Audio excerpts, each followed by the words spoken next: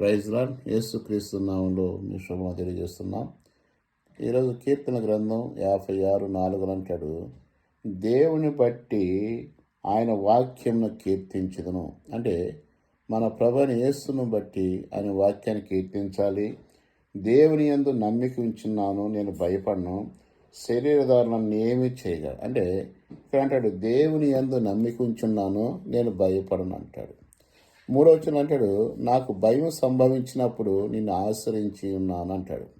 అంటే ఈ లోకంలో అనేక రకమైన భయభీతులు మనల్ని వెంటాడుతూ ఉంటాయి. వాటన్నీ కూడా జయించగలటానికి దేవుని వాక్యం ఆధారం. ఈ వాక్యాన్ని ఆధారం చేసుకొని దేవుడికి మనం మొరపెట్టి ప్రార్థన చేయగలిగితే ప్రతి పరిస్థితుల నుండి కూడా ఇడిపించగలటానికి సామర్థ్యం కలిగిన దేవుడు. నువ్వు భయపడుతున్నావా? భయపడవాకు. దిగులు పడుతున్నావా? దిగులు పడవాకు. ఏ విషయంలో కూడా దేవుని మీద ఆధారపడు. ప్రతి విషయంలో ఈయన తప్పించడానికి సామర్థ్యం కలిగిన దేవుడు ఉన్నాడు. ఈ మనుషులు ఈ శరీరదారులకు చూసి నువ్వు భయపడుతున్నావేమో, వీడు నన్ను ఏమి చేయలేరు. ఎందుకంటే దేవుడు మన పక్షం కనుక మనకి ఈరోజు ఎవరు, ఎంత గొప్ప మాట అండి. దీన్ని ఆధారం చేసుకొని మనకు ముందుకు కొనసాగుదాం. దేవుడి మాటలు దీవించును గాక. ఆమేన్.